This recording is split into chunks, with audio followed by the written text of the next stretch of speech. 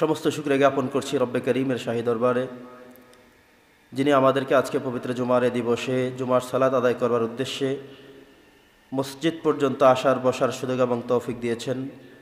আমরা সকলেই মিলে তারই শেখানো ভাষায় কালিমাতুশ শুকরিয়া আদায় পড়ছি আলহামদুলিল্লাহ।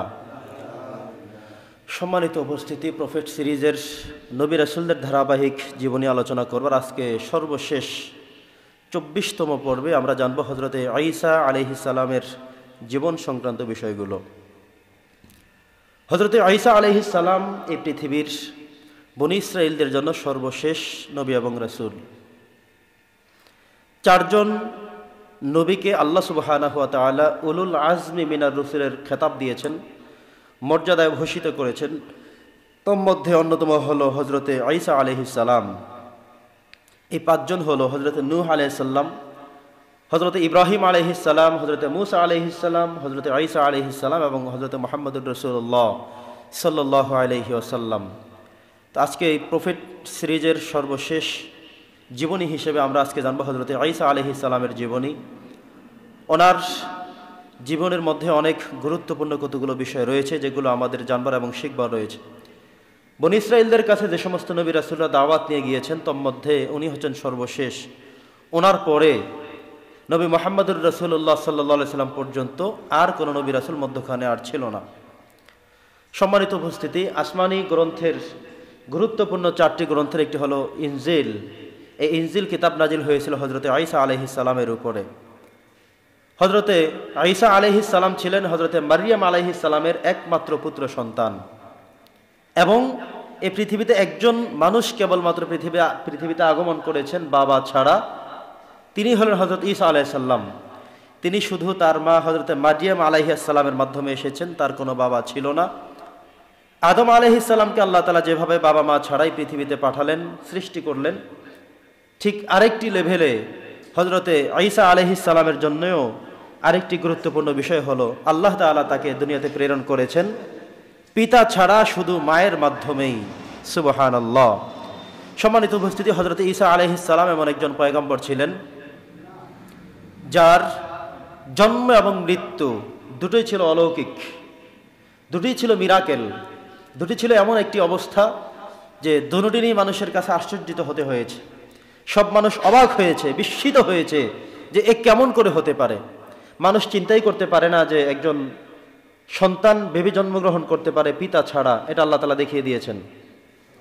হযরতে ঈসা আলাইহিস সালাম এর মৃত্যু যখন ঘটেছিল, অর্থাৎ পৃথিবী থেকে তিনি বিদায় হয়েছিলেন, এই সময়টিকেই আমরা পৃথিবী থেকে তিনি আউট হয়েছেন, বিদায় হয়েছেন, তিনি আল্লাহর কাছে চলে গিয়েছেন।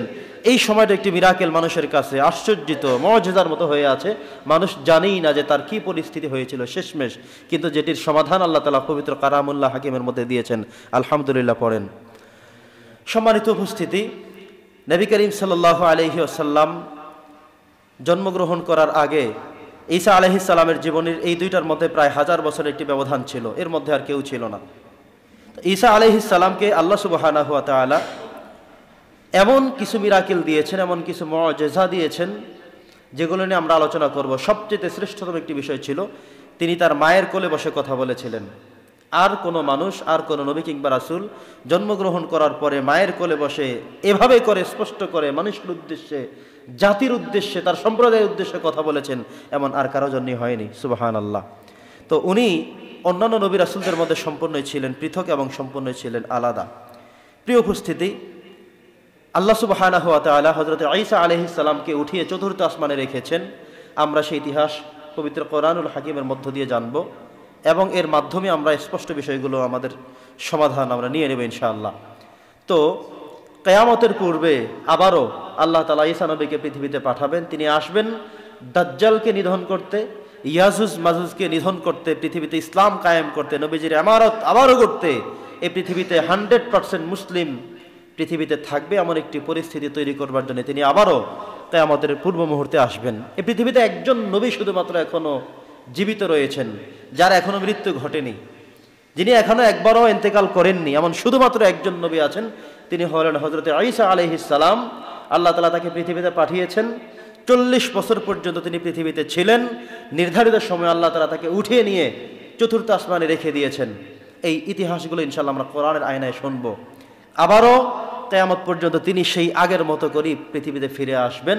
তবে তিনি পৃথিবীতে ছিলেন রাসূল হিসেবে, তার উপরে নাজিল হয়েছিল ইনজিল কিতাব, তিনি সেটা মানুষের কাছে প্রচার এবং প্রসার করতেন। কিয়ামতের আগে যখন তিনি আসবেন, সেই আশাটা তিনি রাসূল হিসেবে নয়, নবী হিসেবে নয়, বার্তাবাহী হিসেবে নয়, তিনি আসবেন নবী করিম সাল্লাল্লাহু আলাইহি সাল্লামের উম্মত হয়ে এসে তিনি কোরআনের ধারক বাহক হয়েই কাজ করবেন। আলহামদুলিল্লাহ। তিনি আল্লাহর কাছে দোয়া করেছিলেন যে হে আল্লাহ, তুমি আমাকে নবুয়ত এবং রিসালাত দিয়ে যতটুকু ধন্য করেছো, আমি আমার ইনজিল কিতাব থেকে, বিগত সময়ের তাওরাত কিতাব থেকে আমি যতটুকু গবেষণায় পেয়েছি, আমার কিতাব থেকে আমি যতটুকু বুঝতে পেরেছি, সেটা হলো যে আমি যতটুকু নবী হিসেবে শ্রেষ্ঠ, বরং শেষ নবীর উম্মতদের শ্রেষ্ঠত্ব আমার চাইতে অনেক বেশি। আল্লাহু আকবার। এজন্য আমি তোমার কাছে দোয়া করি, তুমি আমাকে নবী এবং রাসূল হিসেবে যেভাবে দিয়েছো, আমি শেষ নবীর উম্মত হতে চাই, তুমি আমাকে তার জন্য কবুল করো। আল্লাহ তাআলা ওনাকে কবুল করে নিয়েছেন, সেজন্য উঠিয়ে রেখেছেন।